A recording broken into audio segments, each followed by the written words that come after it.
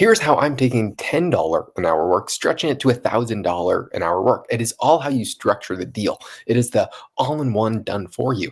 Let's just take the example. One of my best buddies, his name is Luke, and he used to work for this guy who's a marketing genius per se, and he would write the emails for per se marketing genius. And he was getting paid, I don't know, like $15 an hour to write these very high detailed marketing strips or emails that would be sent out to 100,000 people, which were going to net that guy, I mean, literally a few $100,000 per month.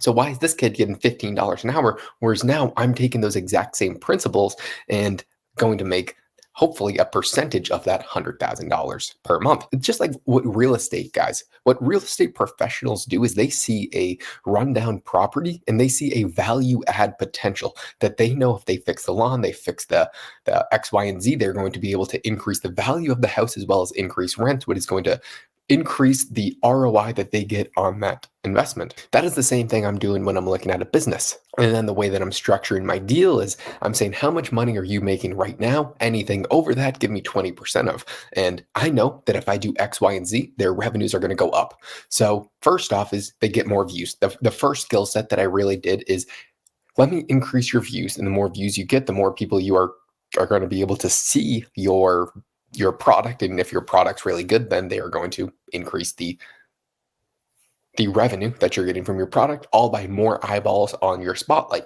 And that was working really well. But now, how can I take those same principles with the more eyeballs? How can I increase the conversion rates now?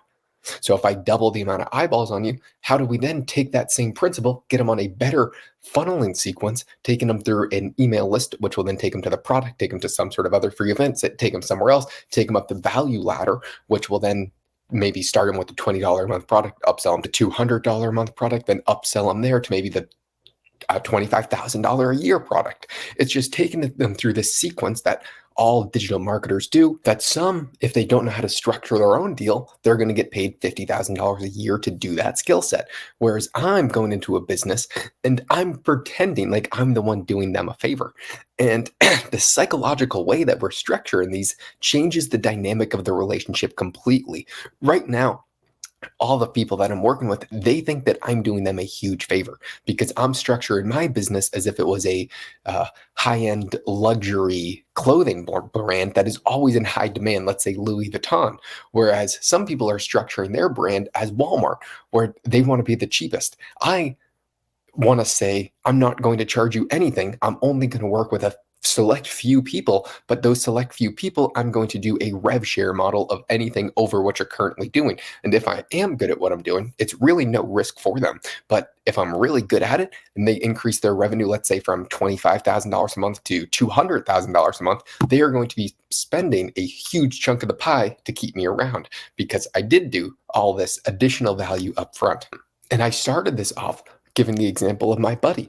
He was writing these high quality emails that would then funnel a bunch of people to the product. But what he was charging was for his time to write per email. Whereas I'm basically saying, I'm going to do everything for you, which is what high end business owners want to charge for. If you can figure out a way to do everything for them, whereas they don't have to deal with it, but their revenues are going to go up, you are going to be paid a lot more than if you were just told to do a task and you do that task every single day. And I think every single person could structure this kind of deal in some set of some dynamic under whatever business or whatever goal they have with their job. Just structuring your deal differently to where it's more of a hands-off approach from the business owner so they don't have to worry about you. But if revenues go up, then they would much rather keep you around to maintain those increasing revenues.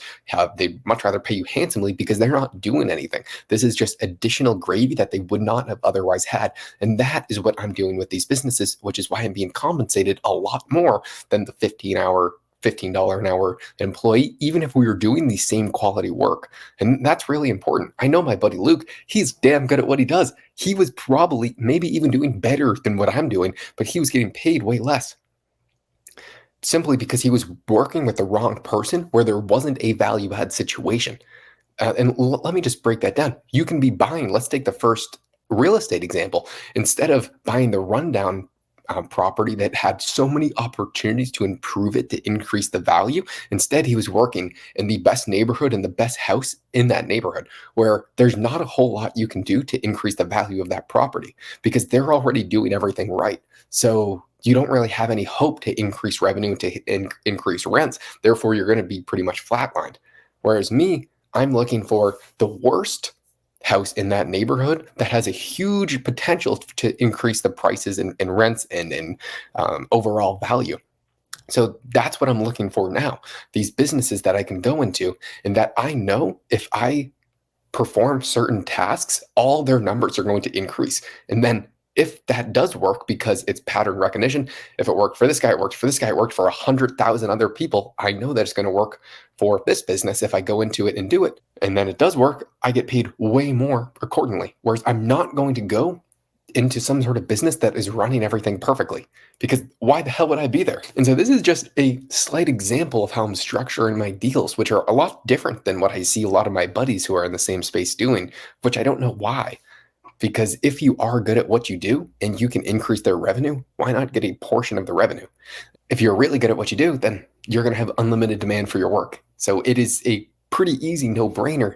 But then how do you get there? It's developing the skill sets. It took me 3 years to develop the first skill set was how do I double or triple somebody's impressions or views as to what they're getting across all their platforms organically? How do I turn those increase in eyeballs into more customers?